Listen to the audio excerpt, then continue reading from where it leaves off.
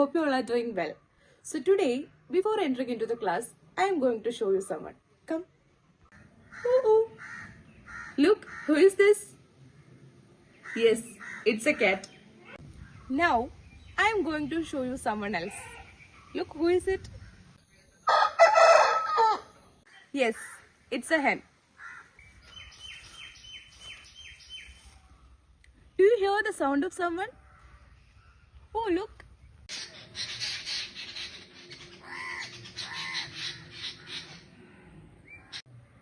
Yes, it's a bird. Yes, all these are living organisms in this world, including us. Wait, is this an organism? Of course, yes. These all are living organisms. These plants, animals, humans, etc. are living things in this world. And all these living things are made up of a single thing. What is that? Yes, you guys are right. We all are made up of cells. As we know, cells are the building blocks of living things in this world. Then what do you mean by tissues? Yes, tissues are a group of cells that have a common origin and performs a specific function. And these tissues join together to form organs, and different organs join together to form organ systems of our body. In case of animals, we are expected to perform uncountable functions simultaneously, right? Yes, just look at me. I'm talking to you. I'm looking at the camera. I'm thinking. Just like this, we will do multiple functions together. So it is obvious that the number of tissues in our body will also be innumerable.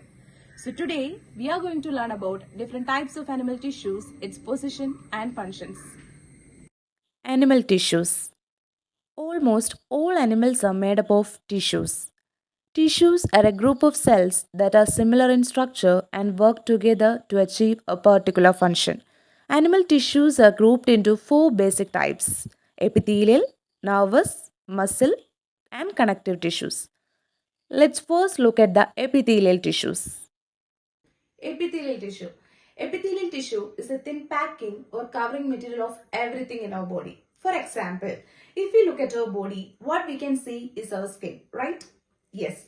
And this skin is made up of epithelial tissues.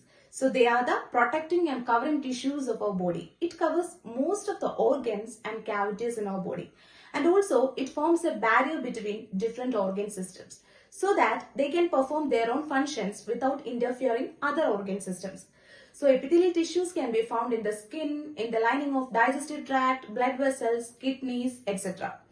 As we said, the major function performed by epithelial tissues is protection. In addition to that, they perform functions such as absorption and production of secretions. Epithelial tissue is a thin packing or covering material of everything in the body which covers and protects the body. Position of epithelial tissue. It is found in the skin, in the lining of digestive tract, blood vessels, kidneys, mouth, etc. Function of epithelial tissue: protection, absorption, and production of secretions. Next one, nervous tissue.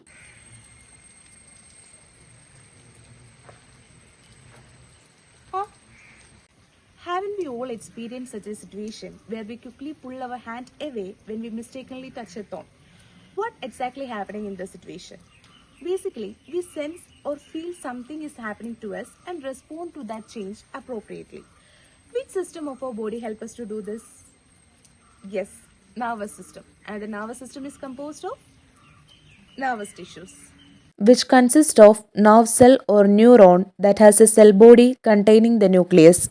The cell body extends and forms specialized cell parts called dendrites and axons. These are nerve cells that help you retract your hand when you touch a thorn. How does this happen? Nerve cells carry messages, that is, the dendrites bring signals to the cell body and the axons transmit the information to the dendrites of another cell. These nerve impulses allow us to move our muscles when we want to thus retracting our hand. The brain, spinal cord, and nerves are all composed of nervous tissue. Nervous tissue. As you see, they are made up of nerve cells or neurons, and they are the building blocks of nervous system of our body. As we know, nervous system consists of brain, spinal cord, and nerves, and these are the regions where we can find nervous tissues. The major function performed by nervous tissue include the control and coordination of various physiological functions of our body. In addition to that, they help us to respond to the changes inside and outside our body. For example, withdrawal of hand while touching a thorn or a hot object is a kind of response we exhibit as a result of the change outside our body.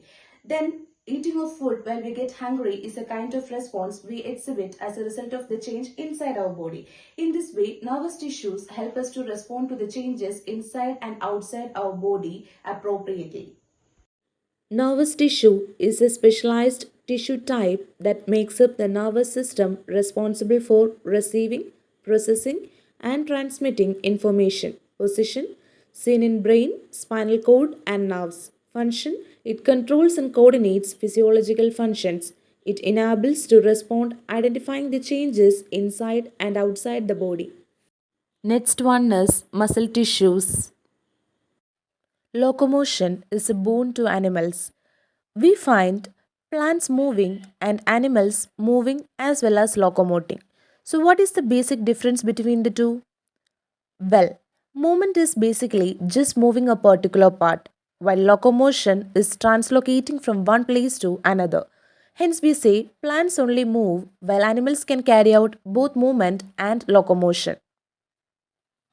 Now, let's have a look at how animals locomote and how the parts inside our body move.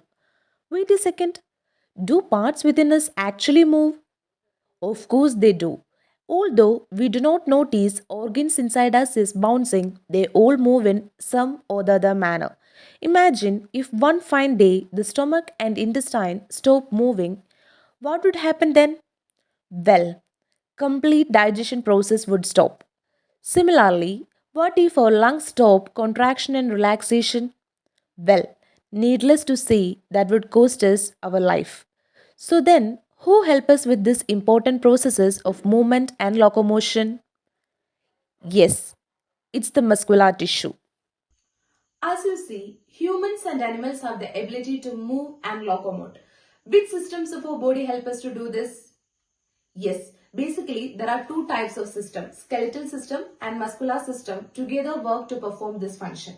And our muscular system consists of muscles and muscles are formed of muscular tissue. This muscular tissue contains cells that have the ability to contract and regain the original state. That property of muscle cells help us to move our body. Basically, there are three types of muscle tissues based on their structure and function. They are skeletal muscles, smooth muscles and cardiac muscles. Skeletal muscles are the one which is associated with the skeletal system. Smooth muscles are the one which is associated with internal organs and cardiac muscles are the one which is associated with heart. Oh, what is this? Yes, this is a muscle tissue. Which muscle tissue? This is a cardiac muscle tissue. As you can see, this is a branched structure.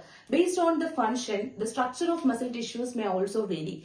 Skeletal muscle tissue have a cylindrical shape, smooth muscle tissue have a spindle shape, and cardiac muscle tissue have a branched structure.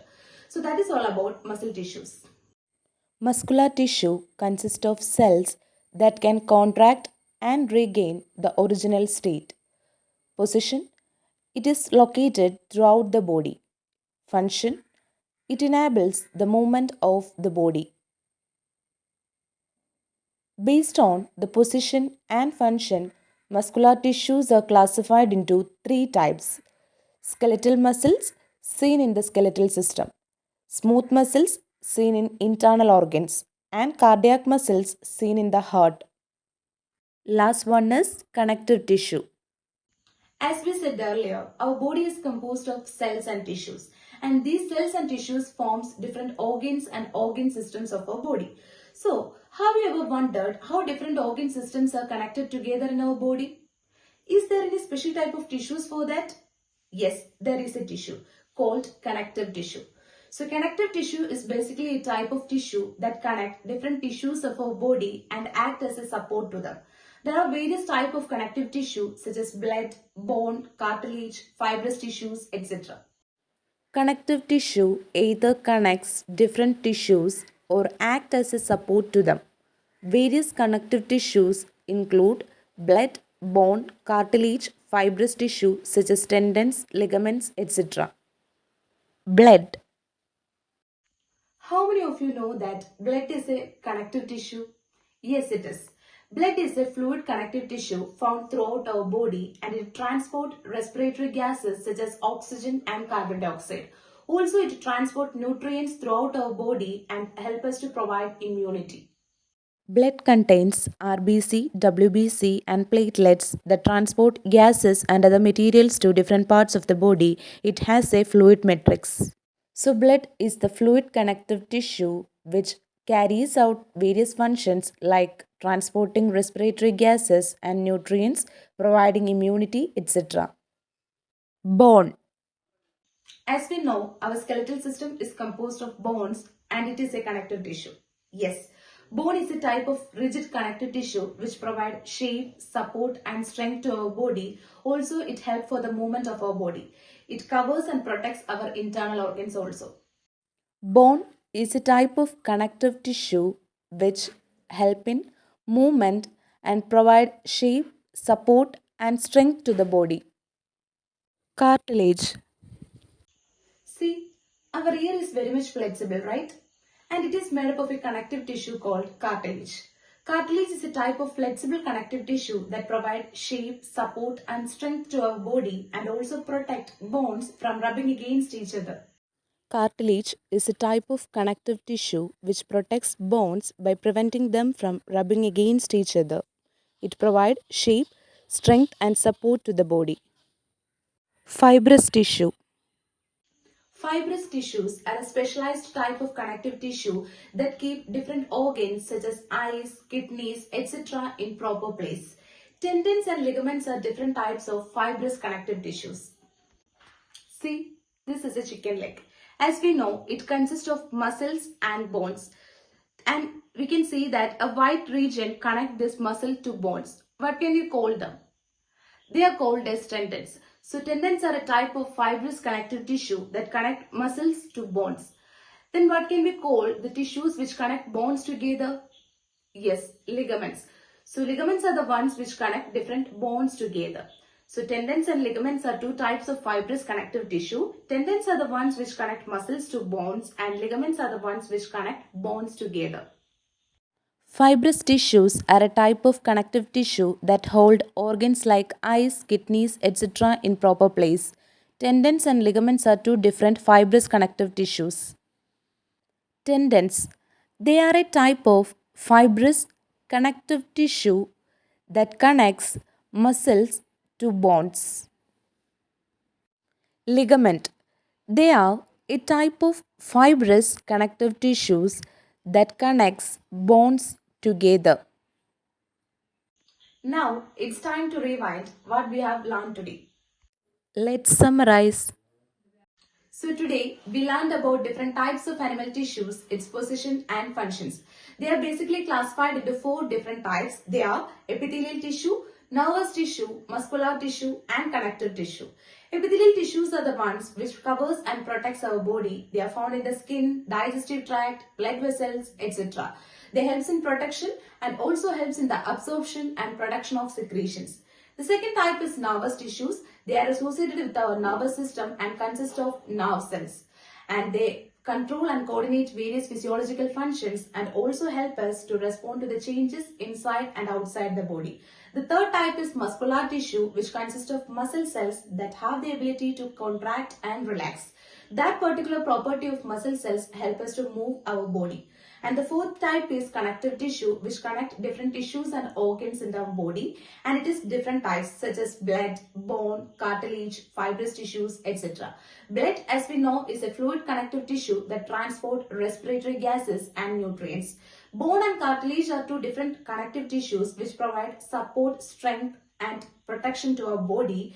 But the difference is that bone is rigid and cartilage is flexible. And fibrous connective tissues are the ones which keep different organs in proper place.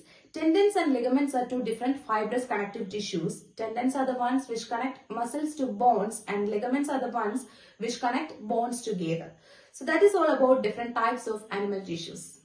Now it's time to check how much you understood about animal tissues. So I am going to show you some questions and you have to answer it. Okay? Which are the different types of animal tissues?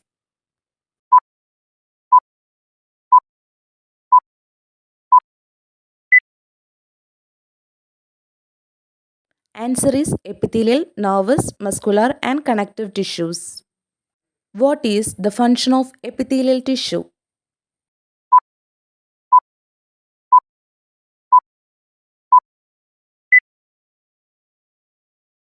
Answer is protection, absorption, and production of secretions. Our brain is formed of which tissue?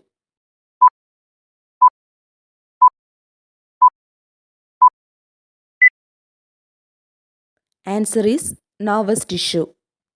Which tissue have the ability to contract and relax?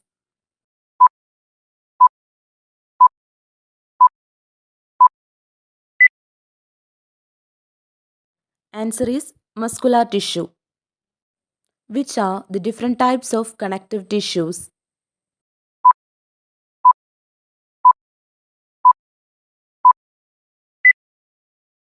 Answer is blood, bone, cartilage, fibrous tissue such as tendons and ligaments. Which tissue connects muscles to bones?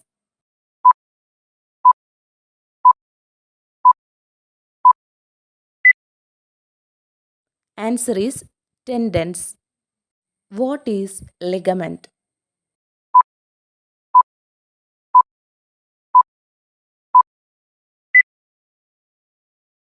Ligaments are connective tissues which connect bones together. Which is the fluid connective tissue?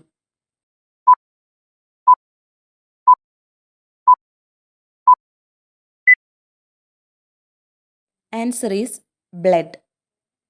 Now I hope all of you have a better understanding about animal tissues, right? Okay.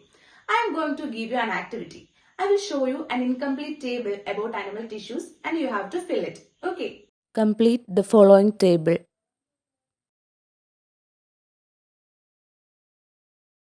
Okay, time up. I hope all of you filled it right. Let's check.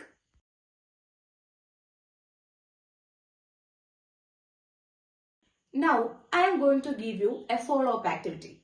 All of you have to design a photo album with pictures of different types of animal tissues and also mention its position and functions. Follow up activity. Design a photo album with pictures of different types of animal tissues. Also, mention its position and functions. I know some of you are interested to know more about animal tissues, right? Okay, I am going to give you some reference link which you can use for further reading.